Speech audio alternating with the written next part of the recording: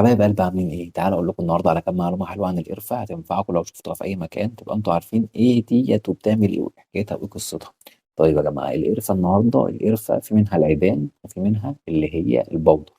في ناس بتحطها على الاكل وفي ناس بتشربها، تمام؟ طب فوائدها ايه يا عم ولازمتها ايه؟ القرفه دي يا جدعان لاي حد بيعاني من السكر، ربنا يشفي كل مريض يا رب. بتعمل على خفض مستويات السكر في الدم، تمام، تحسن استجابه الانسولين جدا معاه، يعني هو طبعا بياخدوا انسولين. طب بتعمل ايه كمان يا عم اكرم؟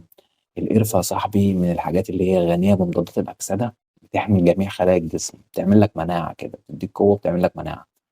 طب وايه كمان يا عم؟ بص بقى الحلو اللي فيها كمان، لو انت بقى مثلا يعني وزنك زايد شويه عايز تخس بتاع، ترفع معدلات الحرق جدا عندك، تمام.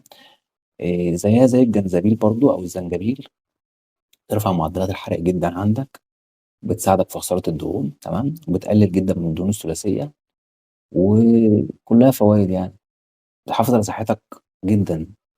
فقولوا لي بقى انتوا بتحبوا القرفة اساسا ولا ما بتحبوهاش؟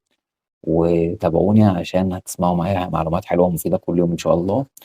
وما تنسوش انا قناتي قناة خيرية، وان شاء الله نساعد بين ارباحها اي حد محتاج اي حاجة. اشوفكم على خير، سلام.